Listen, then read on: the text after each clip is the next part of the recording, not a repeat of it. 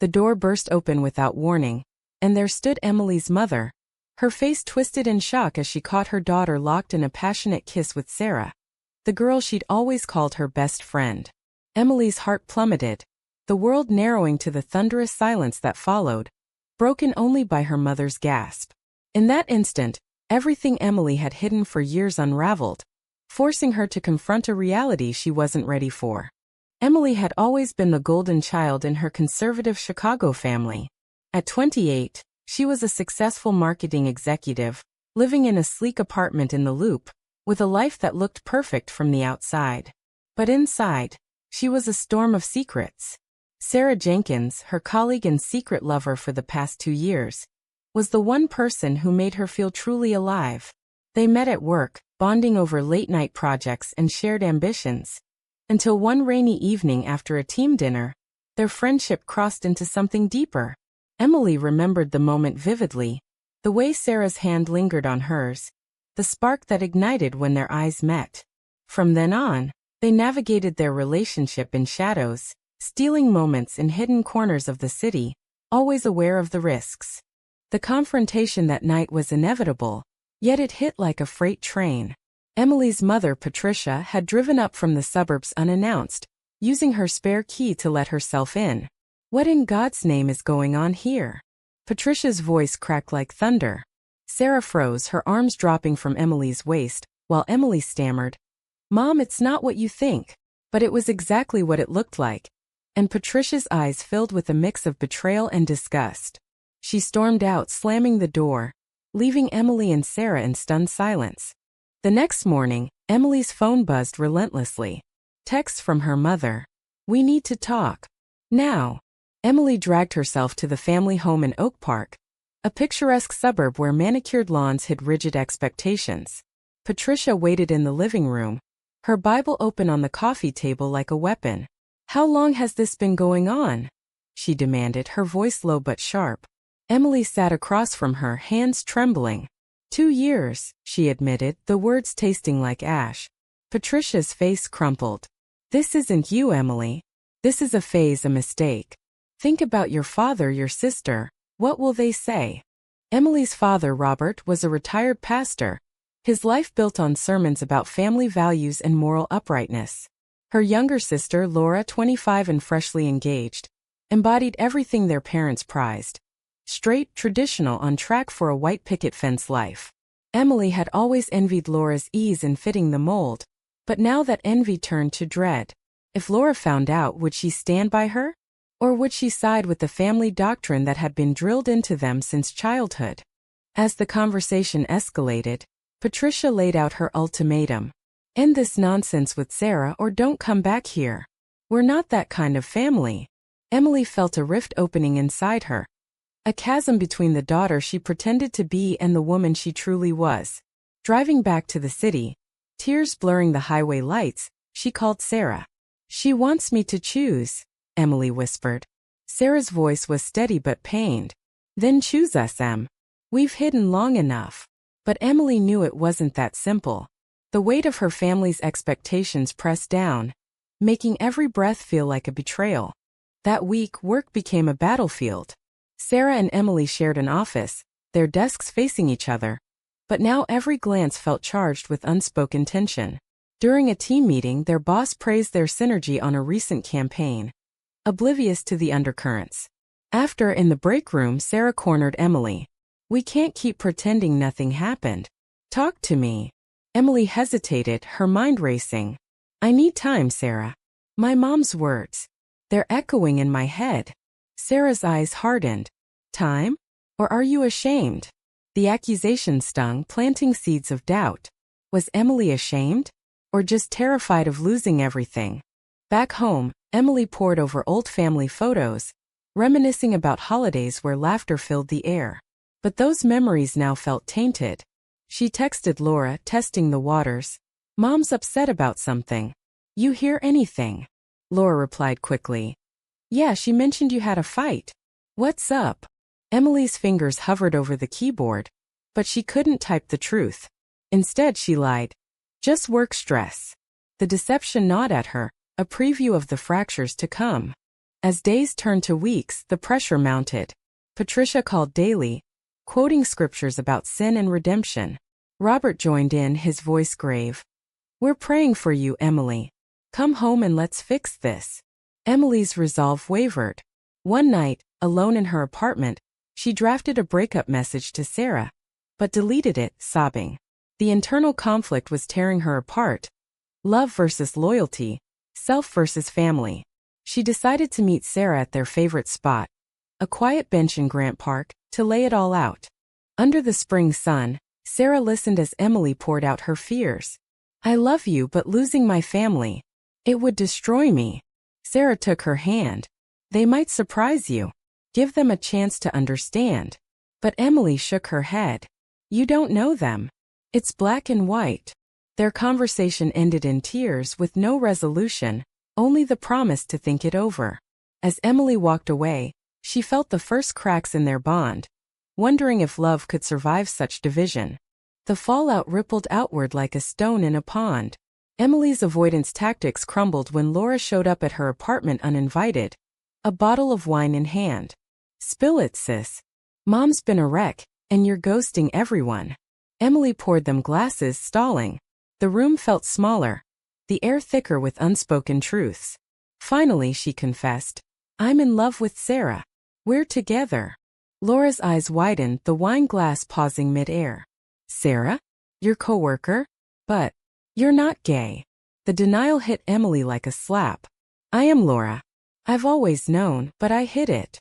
Laura set her glass down, processing. "Does this mean all those boyfriends in college were fake?"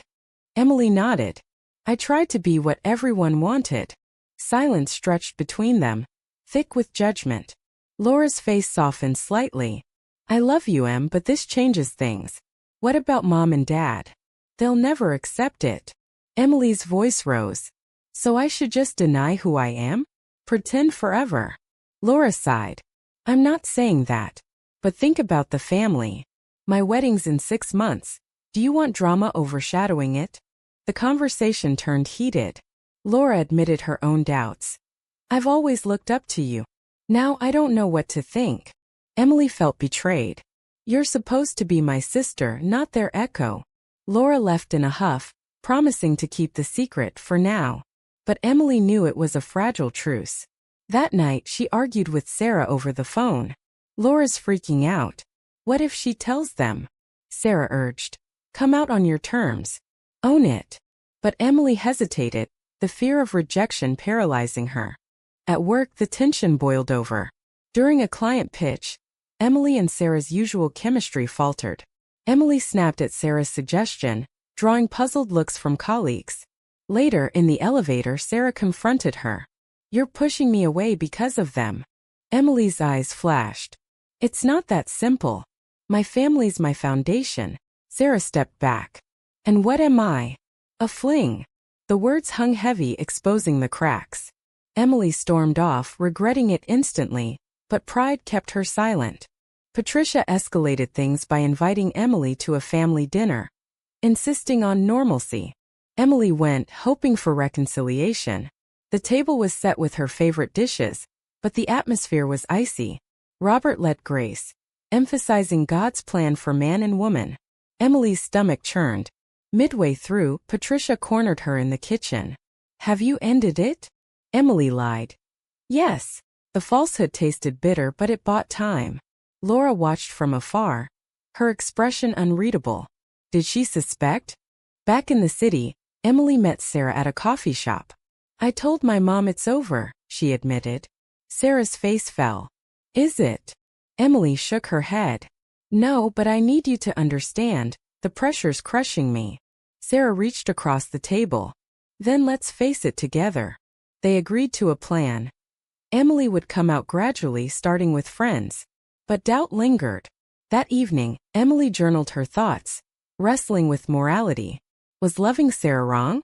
Or was denying it the real sin? The next blow came from an unexpected source. Laura called, voice trembling. "I told Mark." Mark was her fiancé, a devout Christian like their parents.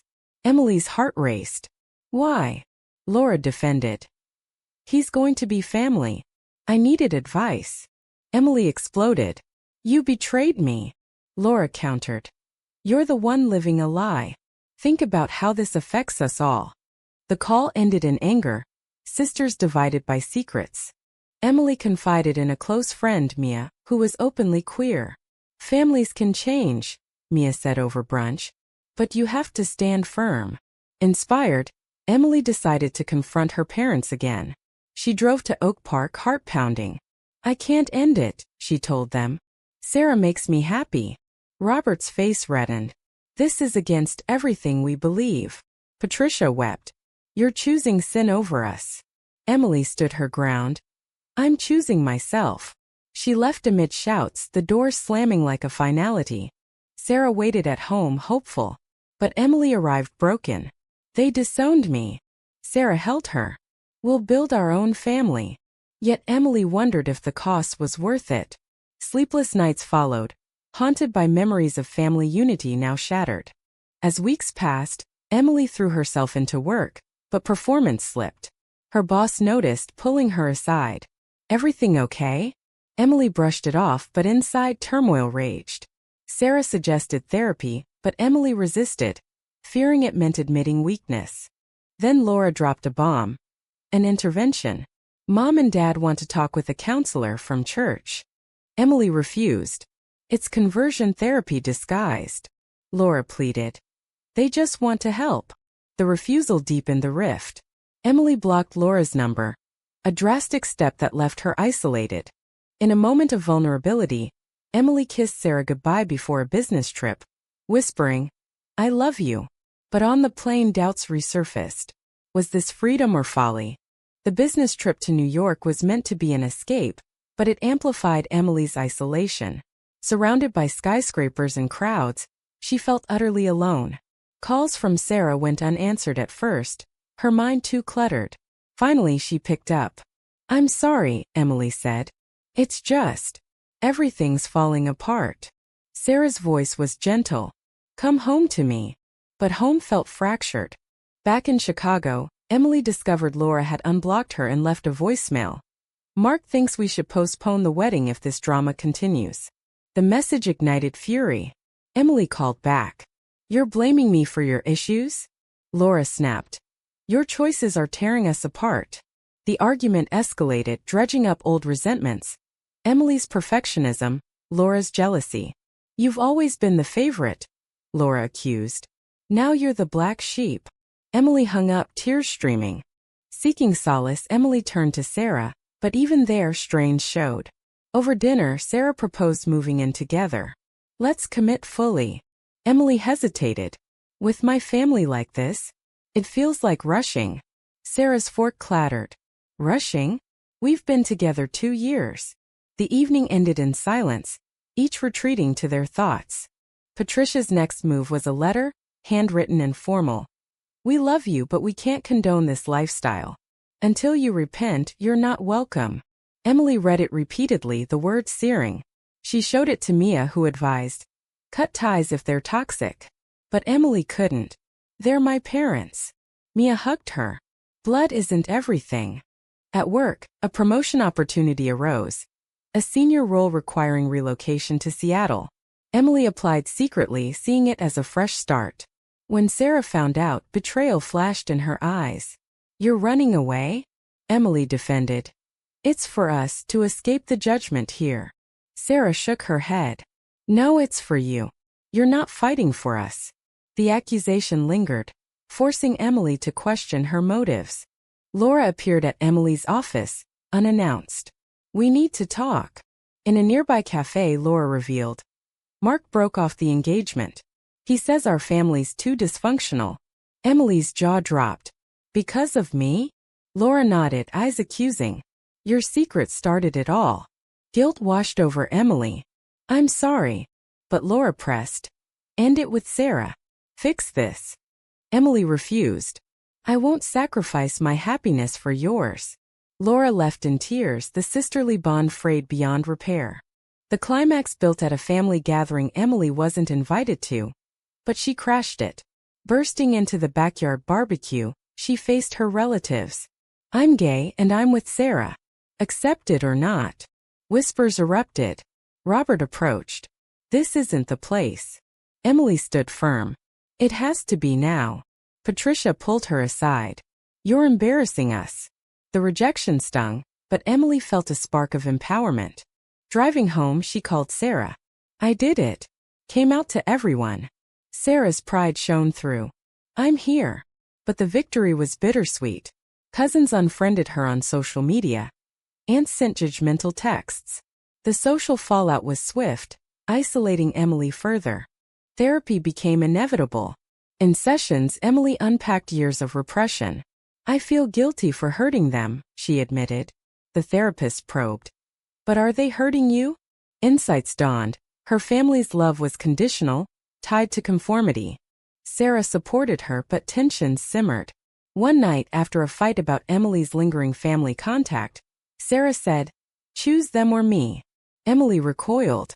That's unfair. Sarah softened. I just want all of you. They reconciled, but the ultimatum echoed Patricia's, highlighting parallels Emily hated. Laura's wedding was canceled officially, news spreading like wildfire. Emily reached out. I'm sorry about Mark. Laura's response. Save it. You've ruined everything. The blame game intensified Emily's inner turmoil. Was she selfish? Or brave? As summer faded, Emily accepted the promotion, but negotiated to stay in Chicago. For us, she told Sarah.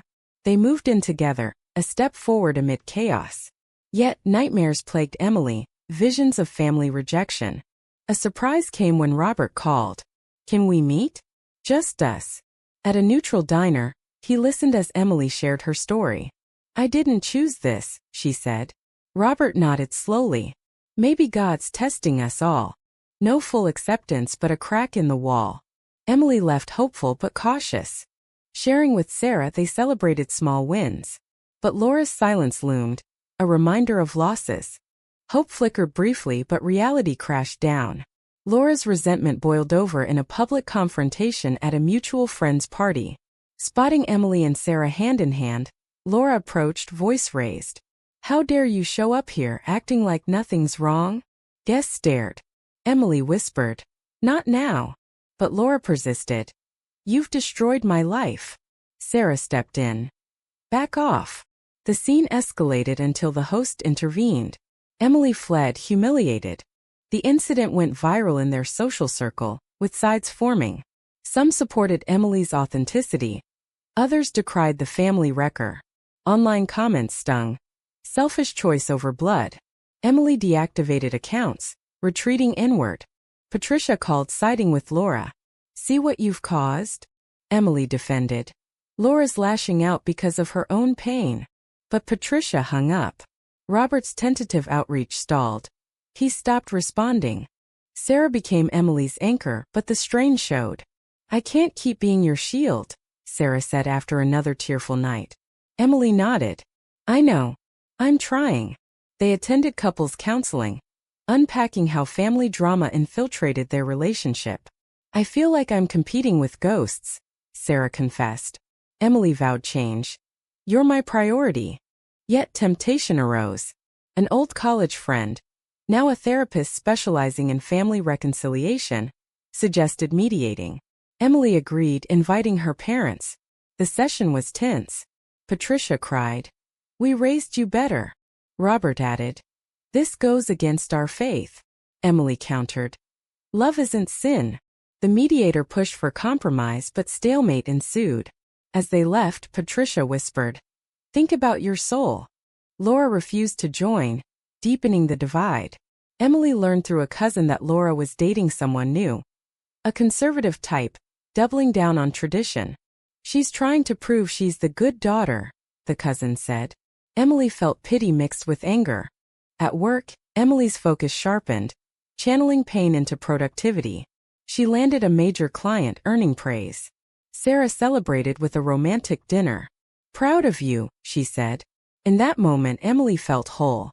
But later, a text from Laura shattered it. Stay away from family events. You're not welcome. The exclusion hit hard. Emily spiraled, questioning every decision. Was coming out worth this? She asked Sarah. Sarah held her. Yes, because you're free. But freedom felt lonely.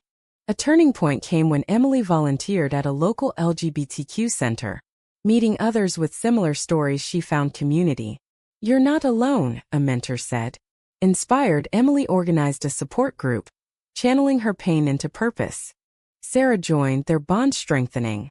But betrayal lurked. Emily discovered Sarah had confided in a mutual friend about their fights, details spreading back to Laura. How could you? Emily accused. Sarah apologized. I needed to vent. Trust cracked, echoing family betrayals. They worked through it, but scars remained. Emily confronted Laura via email. We need to talk for real. Laura agreed to meet at a park. Face to face, emotions poured out. You took everything from me, Laura said. Emily replied. I took nothing. I just lived my truth. Laura admitted jealousy. You've always been bolder. A fragile understanding emerged, but no hugs, just a nod. Parents remained distant. Emily sent holiday cards unanswered. The holidays passed quietly with Sarah's family, who welcomed her warmly. Contrast highlighted losses. As winter set in, Emily reflected on sacrifices. Love with Sarah bloomed, but at what cost? Inner peace eluded her. Haunted by what-ifs. Spring brought tentative renewal, but old wounds reopened. Emily received an invitation to a cousin's wedding, minus Sarah. Family only, the note said. Hurt, she declined. Patricia called. Come alone. Show you're trying. Emily refused. Sarah is my family. The standoff persisted. Laura's new relationship faltered, mirroring her own pain. She reached out unexpectedly. Can we grab coffee? At the cafe, Laura confessed. I was wrong to blame you entirely. Mark left because of his issues too. Emily listened, empathy growing. We've both suffered. They parted with a hug, the first mending thread. Encouraged, Emily invited her parents to dinner with Sarah. Neutral ground, she proposed. They accepted warily. At the restaurant, awkwardness reigned. Robert asked Sarah about her job, polite but distant. Patricia avoided eye contact. When Emily mentioned their life together, tension spiked. We're happy, Emily said. Patricia murmured. But is it right? Sarah responded gracefully. Love is love. The evening ended civilly, a small victory. Yet backlash followed. Extended family gossip, some cutting ties. Emily's aunt sent a scathing letter. You're influencing the youth wrongly. The societal pressure weighed heavy, reminding Emily of broader prejudices. At the LGBTQ Center, Emily led workshops on coming out, drawing from her experiences. Participants shared stories of rejection and resilience, mirroring her journey. One young woman said, Your story gives me hope. Emily felt purpose, but exhaustion crept in. Sarah noticed. You're burning out. They planned a getaway to the Michigan dunes, reconnecting amid nature. Walks on the beach, hands intertwined, rekindled passion. I choose you every day, Emily whispered. Sarah smiled. Same. Back home, crisis struck. Laura called in panic. Mom's in the hospital, heart scare. Emily rushed to Oak Park. In the waiting room, Robert greeted her stiffly. Laura hugged her tightly. Thanks for coming. Patricia's condition stabilized, a warning from stress. In her room, Patricia looked frail. I'm glad you're here, she said weakly. Emily held her hand. I love you, Mom. Tears flowed. I love you too, but I struggle with this. Emily nodded. I know. The scare prompted reflection. Robert admitted over coffee. Maybe I've been too rigid. Emily shared articles on faith and acceptance. He read them, promising to think. Laura confided. I'm questioning things too. Maybe I was too quick to judge. The sisters bonded over shared fears, rebuilding slowly. Sarah supported from afar, understanding the need for family time. But when Emily returned, she sensed distance. Did something change? Sarah asked. Emily reassured. No, but healing takes time. A moral dilemma arose when Patricia asked Emily to speak at a church event about family unity, omitting her orientation. It could bridge gaps, Patricia said. Emily agonized. Accept and hide or decline and risk progress. She chose honesty. I can't pretend. Patricia disappointed but respected it. The decision empowered Emily, but caused another family rift. An uncle disinvited her from gatherings. As months passed, balances shifted. Emily and Sarah hosted a housewarming, inviting select family. Laura came bringing a gift. Robert and Patricia declined but sent a card. Thinking of you. Progress, albeit slow. Inner conflicts persisted. Emily journaled. Is reconciliation worth the pain? Therapy helped affirming her path. Tensions peaked at Laura's birthday party, the first full family event since the fallout. Emily arrived with Sarah, testing waters. Whispers greeted them but Laura welcomed warmly. Glad you're here. Patricia managed a smile, Robert a nod.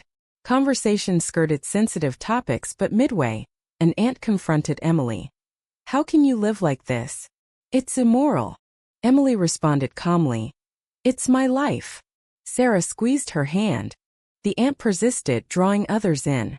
Think of the children. Laura intervened. Enough. This is my party. The defense surprised Emily, signaling shift. Patricia pulled the aunt aside, diffusing. Later in private, Patricia admitted. I'm trying to understand. Emily shared her journey.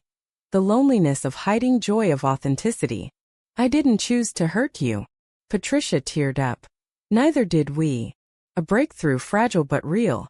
Robert joined, offering. Let's pray together, not for change but guidance. They did.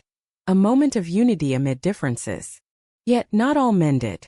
Some relatives left early, judgments unspoken. Emily felt the sting but stood taller. Back with Sarah, Emily reflected. It was progress. Sarah agreed but cautioned. Don't lose yourself pleasing them. Balance became key. Summer brought more challenges. A workplace diversity event featured Emily as speaker. She shared her story, earning applause, but it reached family via social media. An uncle called, accusing. Publicly shaming us? Emily hung up, boundaries firm. Laura's support grew. She attended a pride event with Emily, eyes opened. I get it more now. Their bond strengthened, sisters united against prejudice. Parents evolved slowly. Patricia read books on LGBTQ issues, discussing with Emily. It's hard unlearning, she said. Robert attended a PFLAG meeting, surprising everyone. But setbacks occurred. During a holiday dinner, old arguments resurfaced. We accept you but not the lifestyle, Robert said. Emily challenged. It's who I am. The night ended strained but dialogue continued. Sarah and Emily considered marriage, but family shadows loomed. When they're ready, Emily said. Sarah nodded, patient. Through it all, Emily paid dearly. Lost relationships, emotional scars, but gained self-worth and community. In the end, as she looked back on the chaos sparked by that fateful kiss, Emily wondered if the path was right. Families mended unevenly, love endured but at great cost. Was denying one's true self ever justifiable to preserve family harmony? Or does authenticity demand we risk it all, no matter the pain inflicted on those we love?